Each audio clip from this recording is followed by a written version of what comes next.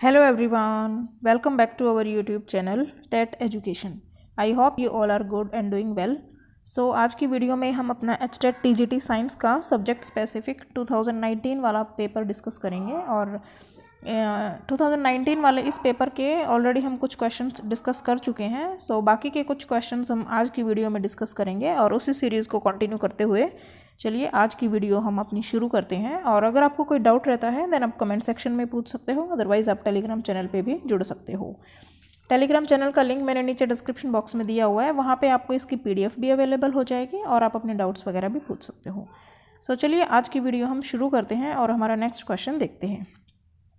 A convex lens forms a real image of a point object placed on its principal axis. If the upper half of the lens is painted black, then first option है the image will be shifted downward. Second option, the image will be shifted upward. Third option, image will not be shifted. And fourth option is intensity of the image will not change. So इन्होंने बोला कोई convex lens है, उसके सामने जो है real image बन रही है और अगर हम उसका अपर हाफ जो पार्ट है लेंस का वो हम ब्लैक कलर से पेंट कर दें या मान लो किसी ब्लैक कपड़े से कवर भी कर दें तो जो उसकी इमेज होगी उस पर क्या फ़र्क पड़ेगा. फर्स्ट ऑप्शन कह रहा है कि इमेज जो है डाउनवर्ड शिफ्ट हो जाएगी, नीचे की ओर शिफ्ट हो जाएगी. सेकंड ऑप्शन में कह रहा है कि ऊपर की ओर शिफ्ट हो जाएगी. थर्ड ऑप्शन में कह रहा है कि इमेज शिफ्ट ही नहीं होगी या फिर जो इंटेंसिटी है इमेज की वो चेंज नहीं होगी. तो क्या होगा इसमें, देखिए अगर किसी लेंस को आप ब्लैक कपड़े से ढक देते हो या पेंट कर देते हो सो जो है इमेज वो शिफ्ट नहीं होगी, आपकी image will not be shifted. But जो इंटेंसिटी है वो डेफिनेटली चेंज होगी आपकी.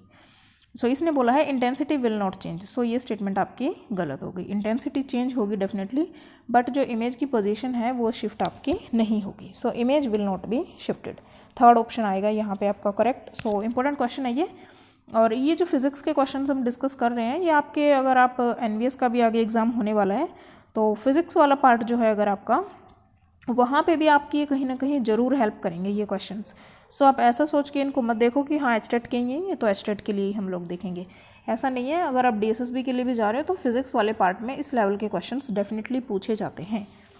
सो आप जो है पूरा सब चीज़ों को मतलब अच्छे तरीके से देखते हुए अपनी तैयारी करो. चलिए अब नेक्स्ट क्वेश्चन हम लोग देखते हैं. इसमें BOD biological oxygen demand is connected with first option organic matter, second microbes, third microbes and organic matter, fourth option is none of the above. So BOD biological oxygen demand is connected with microbes and organic matter. दोनों के साथ ही connected होती है ये microbes and organic matter. So third option यहाँ पे हमारा करेक्ट बनेगा. सो चलिए अब BOD यानी कि बायोलॉजिकल ऑक्सीजन डिमांड इसके बारे में हम थोड़ा सा जान लेते हैं. सो देखिए थोड़ा सा मैंने लिखा हुआ है यहाँ पे, आप रीड भी कर सकते हो. If too much organic matter is added to water all the available oxygen will be used up. This cause oxygen dependent aquatic life to die. अगर बहुत सारा ऑर्गेनिक मैटर हम पानी के अंदर डालेंगे सो उसमें बहुत सारी ऑक्सीजन यूज़ हो जाएगी. वो आगे हम देखेंगे कैसे. अगर ऑक्सीजन जो है वो कम हो गई, पानी में जो घुली हुई ऑक्सीजन होती है उसी पे डिपेंड करते हैं जो पानी में रहने वाले जीव जंतु हैं, उनकी लाइफ को खतरा हो जाएगा. सो ऑक्सीजन कहाँ यूज़ होगी वो आप लोग देखो. अगर आप बहुत सारा ऑर्गेनिक मैटर डालोगे तो जो बैक्टीरिया प्रेजेंट होगा उसको गलाने सड़ाने के लिए, उसको ब्रेक डाउन करने के लिए उस ऑर्गेनिक मैटर को, सो जो बैक्टीरिया प्रेजेंट होगा उसको ऑक्सीजन की रिक्वायरमेंट होगी. जितना ज़्यादा आप ऑर्गेनिक मैटर डालोगे उतना ज़्यादा ऑक्सीजन कंज्यूम की जाएगी बैक्टीरिया के द्वारा. सो इसी को हम लोग बोलते हैं बायोलॉजिकल ऑक्सीजन डिमांड.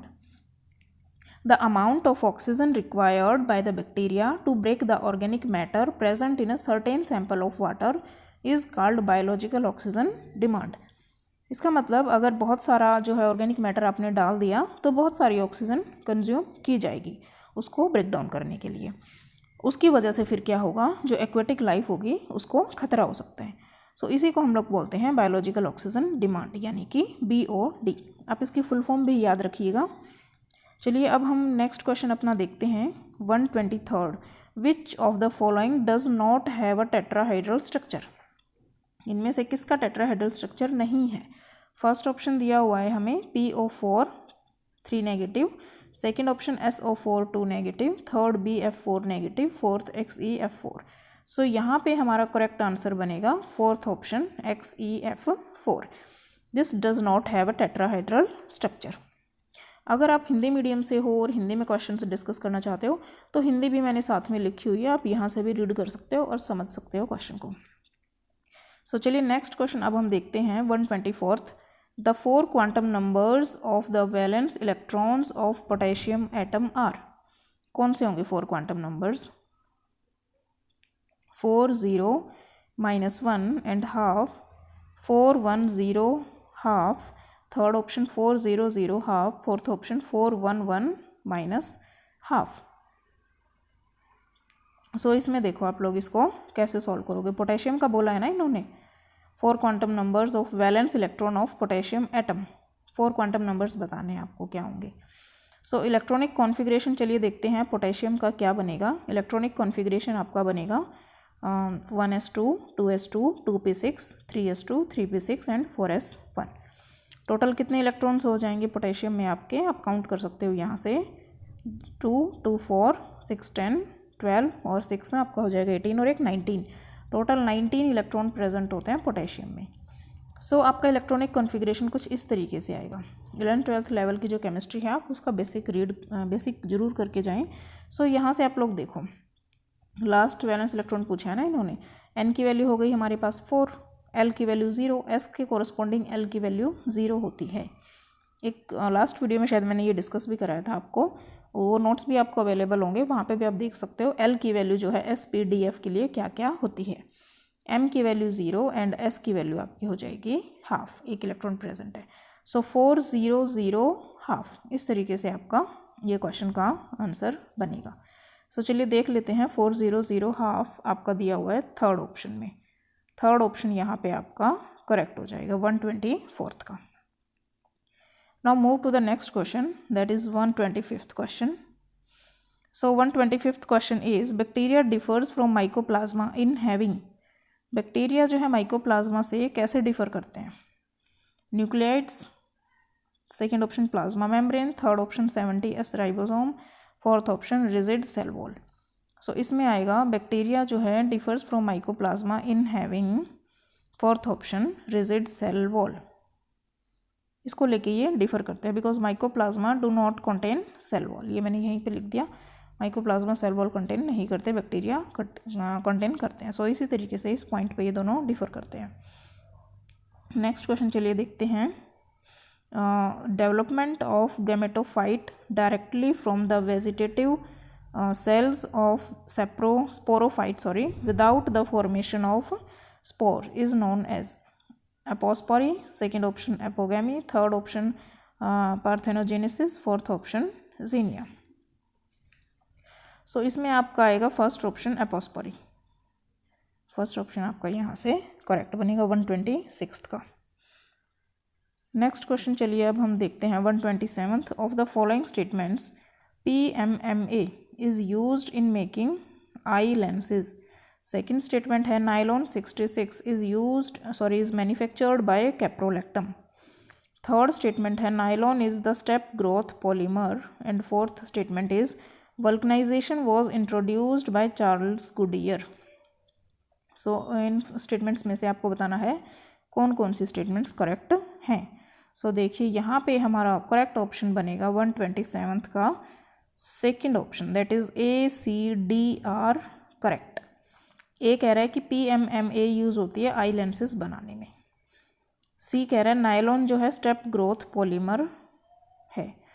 डी कह रहा है vulcanisation was introduced by Charles Goodyear. Charles Goodyear ने जो है वल्कनाइजेशन को इंट्रोड्यूस किया था।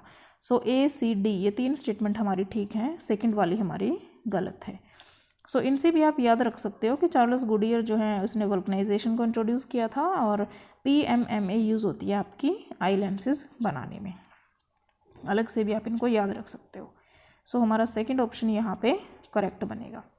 थोड़ा सा इसके बारे में लिखा हुआ है मैंने, PMMA क्या है आपका, इसकी फुल फॉर्म चलिए देख लेते हैं।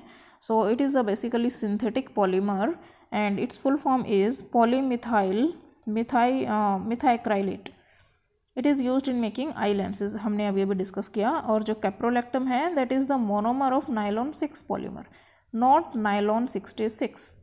caprolactam is the monomer of nylon 6 polymer. That is most important point from here, not nylon 66. जो कैप्रोलैक्टम है आपका नाइलॉन 6 का नाइलॉन 6 पॉलीमर का मोनोमर है, ना कि नाइलॉन 66 का. And Charles Goodyear is also known as the father of vulcanisation of rubber.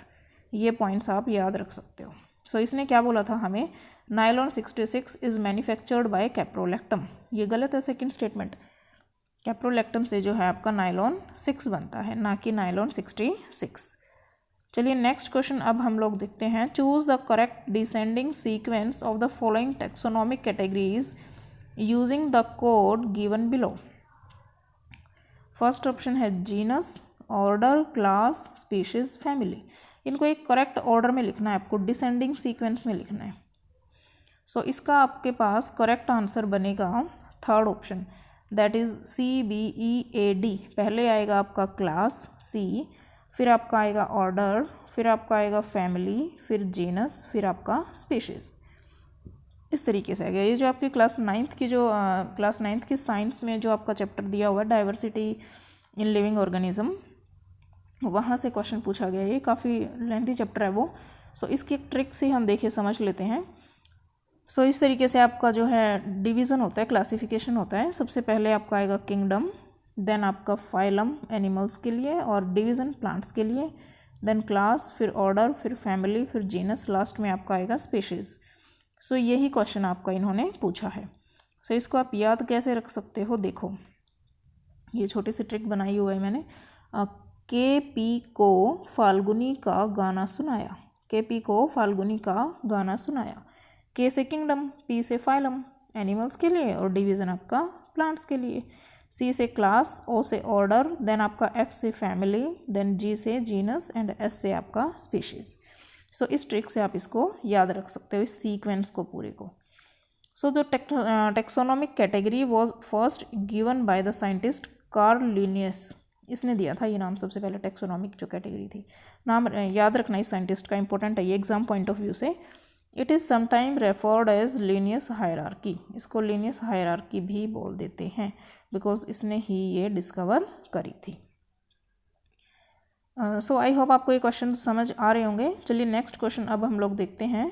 Acrosome of sperm is formed from which part of spermatid. Acrosome of sperm is formed from which part of spermatid. Centrosome, Golgi body, mitochondria, या फिर ribosome. सो इसका आपके पास correct answer बनेगा second option, Golgi body. Now next question चलिए अब हम लोग देखते हैं. Which one of the following is an example of analogy. Hand of man and leg of horse. Second option है testis in males and ovaries in females. Third option है wings of bird and bat. Fourth option है mouth parts of honey bee and house fly. So बहुत easy सा question है ये. अपना third option बनेगा यहाँ पे correct, wings of birds and bat. Third option आपका करेक्ट बनेगा. नेक्स्ट क्वेश्चन चलिए देखते हैं. लास्ट क्वेश्चन रहने वाला है ये हमारी आज की वीडियो का. Which of the following is not a fossil fuel. Which of the following is not a fossil fuel. Natural gas, coal, petroleum, या फिर वुड. इसका आपका आंसर बनेगा fourth option, wood. This is not a fossil fuel. So इस तरीके से ये questions आपको सॉल्व करने थे. आज की वीडियो में हम इतने ही क्वेश्चंस रखते हैं. नेक्स्ट वीडियो में हम बाकी के क्वेश्चंस डिस्कस करेंगे. So I hope you guys like this video. Then do like, share and subscribe my channel. So मिलते हैं नेक्स्ट वीडियो में. Till then keep learning and bye bye, take care.